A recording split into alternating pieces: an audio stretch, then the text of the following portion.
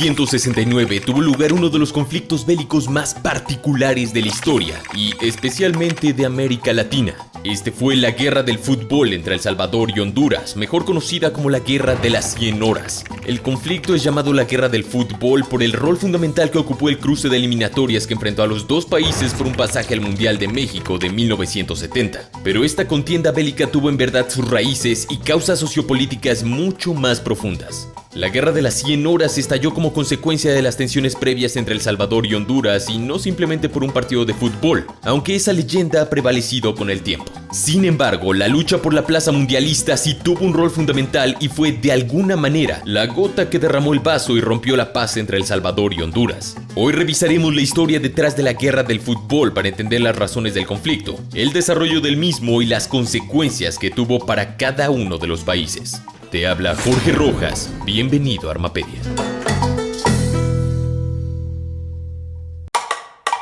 Como en la mayoría de las guerras, las causas de esta están relacionadas con cuestiones de territorio.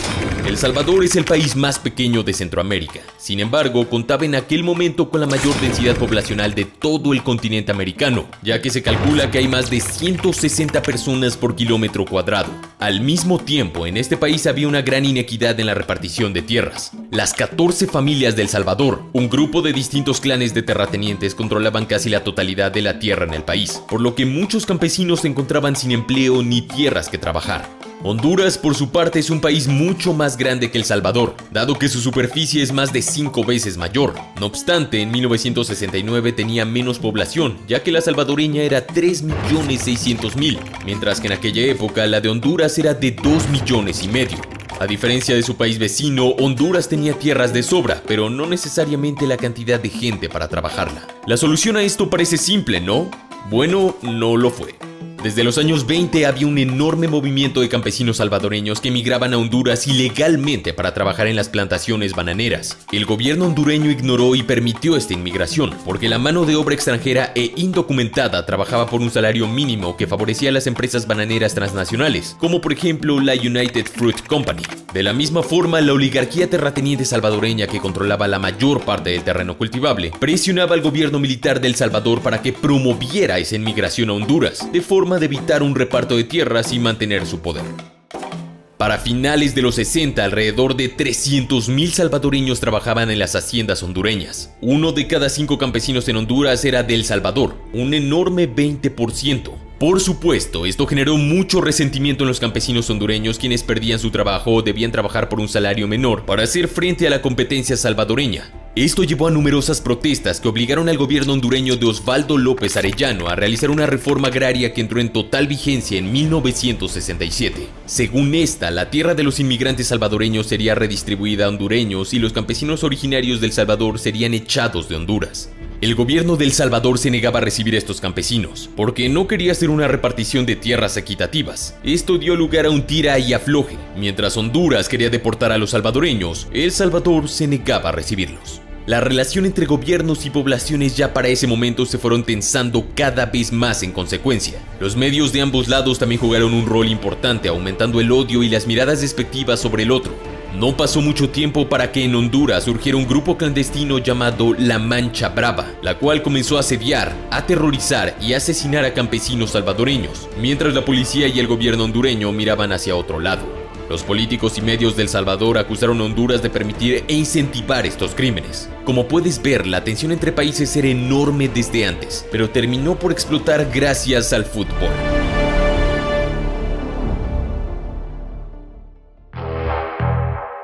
Que la Copa del Mundo de 1970 fuese organizada en México dejaba una plaza vacante para una de las selecciones de Centroamérica. Honduras y El Salvador lograron superar sus grupos y enfrentarse en una semifinal por ese lugar. El primer partido entre ambos tomó lugar en Tegucigalpa, la capital hondureña. Los hinchas locales armaron un enorme alboroto frente al hotel que hospedaba la selección salvadoreña, de forma de no dejarlos dormir a pesar de que el partido era en la tarde.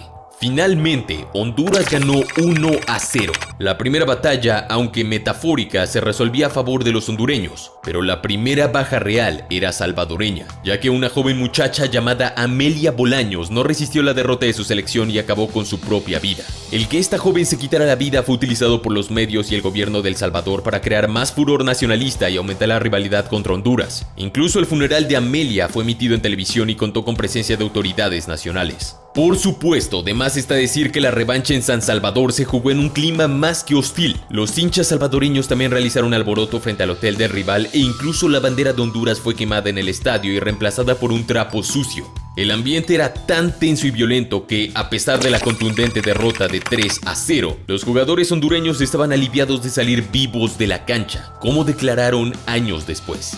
La ahora victoria salvadoreña obligó un desempate que tuvo lugar en el icónico Estadio Azteca de México. Los días previos a ese trascendente partido, las tensiones entre gobiernos aumentaron aún más y el 26 de junio de 1969, el día anterior al cruce futbolístico, el gobierno de El Salvador acusó frente a la OAE, la Organización de Estados Americanos, al gobierno de Honduras de realizar un genocidio contra su gente e inmediatamente cortó todo tipo de relación con el país vecino.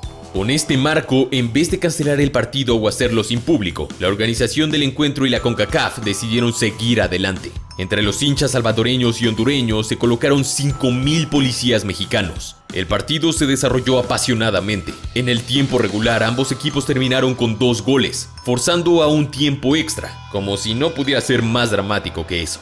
En el alargue, un tercer gol salvadoreño por parte del jugador Mauricio Pipo Rodríguez le dio el pase a la final de las eliminatorias a El Salvador.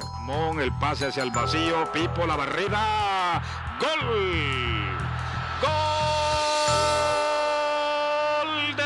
El cual luego clasificó al Mundial al vencer a Haití en Jamaica, convirtiéndose en el primer equipo centroamericano en disputar una Copa del Mundo.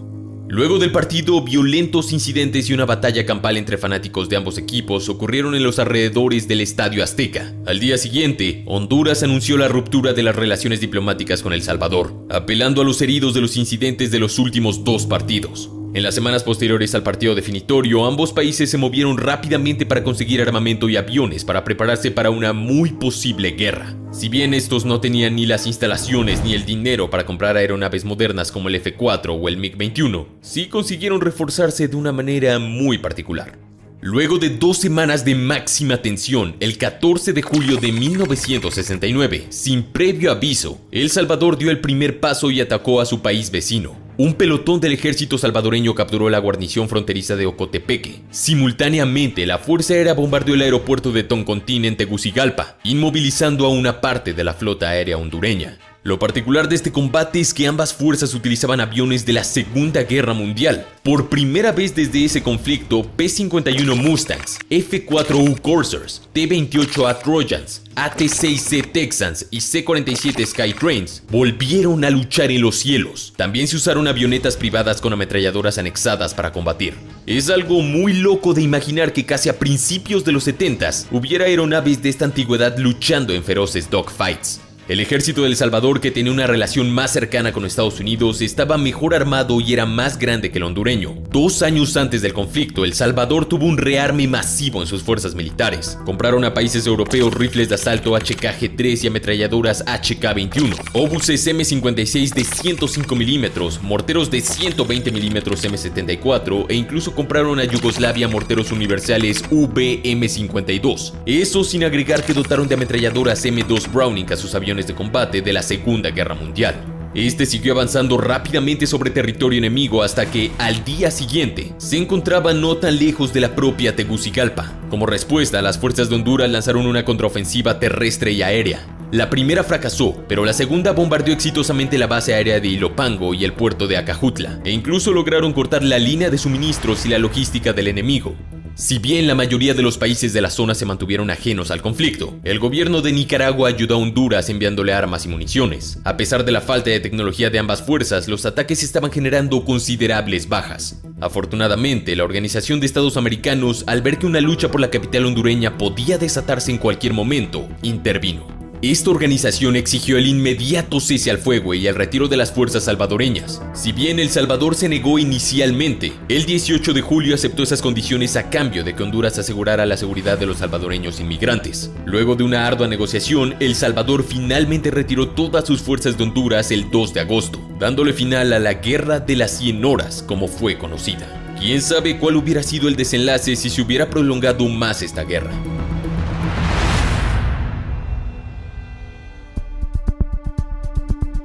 La lucha dejó entre 4.000 y 6.000 bajas civiles y militares y alrededor de 15.000 heridos. Estas cifras varían mucho según la fuente. Sin embargo, la mayoría de bajas fueron del lado de Honduras. Como consecuencia de la acción de su país, entre 60 y 130.000 salvadoreños tuvieron que irse de Honduras. Esto como medida preventiva o por la acción de las autoridades hondureñas. Al volver a su patria, estos no fueron bien recibidos por el gobierno salvadoreño y la reinserción laboral y económica de estos ciudadanos fue un absoluto fracaso. La presión social, política y económica en El Salvador finalmente derivarían en la guerra civil que se desarrolló entre 1979 hasta 1992.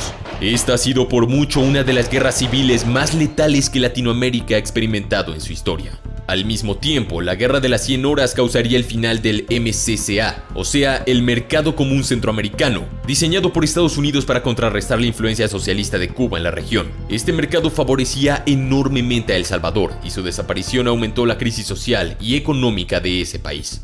Si bien la guerra del fútbol solo duró 4 días, más de una década debería pasar para que ambas partes llegaran a un tratado de paz en Lima, y recién en el Tribunal Internacional de La Haya en 1992 se cerraría el conflicto con una sentencia que determinaba que un territorio en disputa de 400 kilómetros cuadrados, conocido como Los Bolsones, quedaría mayoritariamente en control de Honduras para detrimento de El Salvador.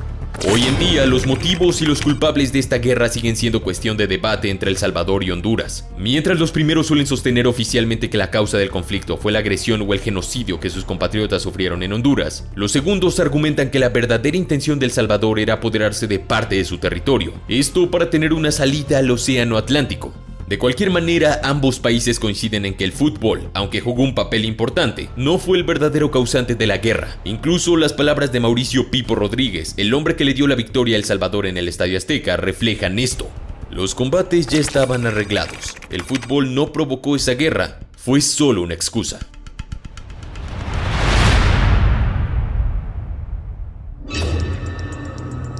Eso ha sido todo, suscríbete y activa esa poderosa campana de notificaciones para no perderte ningún video nuevo. Sin más, mi nombre es Jorge Rojas, esto es Armapedia y te deseo un excelente día.